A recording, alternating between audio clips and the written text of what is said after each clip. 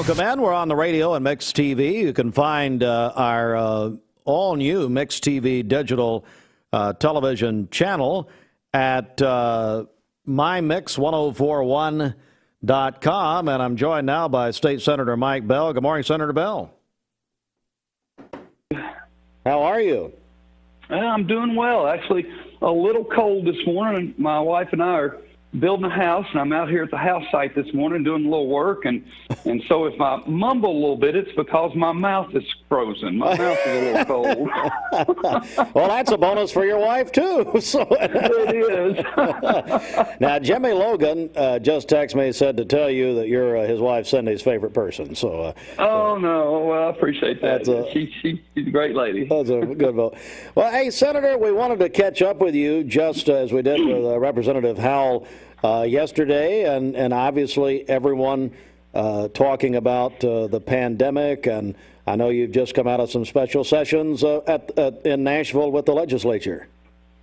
Yeah, and Steve, of course, the legislature is going to be dealing with the same unusual circumstances that all of the other citizens are dealing with. In fact, we had a senator come down with COVID, I think, on the first day of the special session. He had to go home. A couple of people who were with him had to go home and quarantine. Thank goodness the other two didn't get it. But, as we work our way through this legislative session, we are going to have to be very careful about any transmissions of this virus within the legislative body. And Representative Howell may have told you this, and we've got a House member, David Byrd from Middle Tennessee, who has, he's had it and been struggling with it for over 2 months now. And so it's something that we all are dealing with, and the legislature will be dealing with this as we try to meet in person to take care of the business before this legislative session. We're joined by State Senator Mike Bell, 9th Senatorial District. You were reappointed the chairman of the Senate Judiciary Committee. Talk about how that committee figures into all this. Well, Steve, the Judiciary Committee is on most years the busiest committee in the legislature. In other words, it handles the most bills of any other committee in the legislature. This coming session, I expect a few very high-profile bills to come through the committee. One being a bill that we've talked about a number of years in the past. It just never has gotten across the finish line, and that is a bill that would create constitutional carry for gun owners in the state of Tennessee.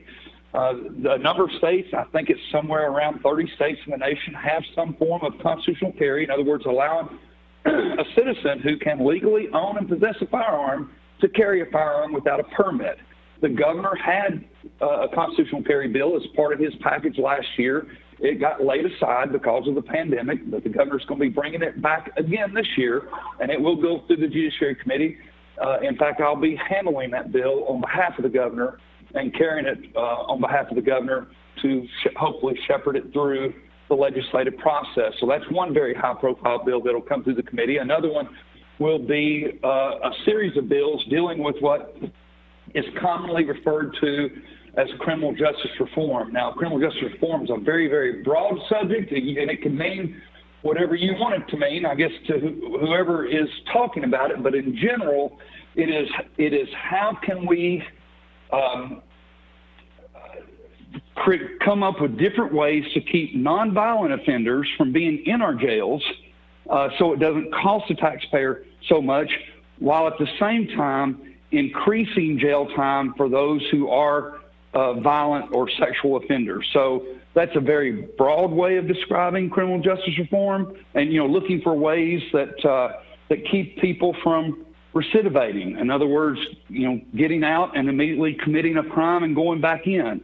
That's another part of what criminal justice reform is. But we'll be discussing that issue, as well as any gun bills, any bills dealing with civil immunity. And bills that even bills that deal with abortion come through the Judiciary Committee. So again, very high-profile bills come through that committee. We're joined by State Senator Mike Bell, and Senator, going back for a moment to the pandemic, your thoughts on the vaccine delivery in the state. We heard I interviewed Dr. Piercy last week. She talked about the lack of supply, and so from your standpoint as a state senator, are we going to see that increase in the state? Where are we on the supply? And of course, right here in this area, where we've heard from many local leaders, even Mayor Davis and Mayor Brooks this week here in Cleveland and Bradley County, saying, "Look, we just need more vaccine here." We absolutely need more vaccine here, and Steve, this has been a very, very common question that I get, and it's been one I've posed to the Department of Health numerous times. They assure me that the problem is not the state getting the vaccine to local health departments or local hospitals. The problem is the supply from the federal government. We hope it'll get better as production from the 2 approved companies ramps up, but as more companies who are developing a vaccine get approved, we hope that will increase the supply as well. Again, I've posed this question to the Department of Health probably 3 or 4 times directly when I've gotten an inquiry from a constituent, sometimes a healthcare provider, sometimes just a citizen who contacted me to find out what's going on. It is not with the state. In fact, the vaccine doesn't even go to the state and then to like the local health department. It goes directly from the producer or the manufacturer of the vaccine to the local health department. Now it goes through a metric created by the state, but it doesn't go to the state and they hold it and then send it. It goes directly to our local government. So it is a supply issue right now, and every state in the nation is dealing with this supply issue. State Senator Mike Bell. Senator, anything else you want to add before we go here? Well, no, Steve, we right now are in a 2-week break.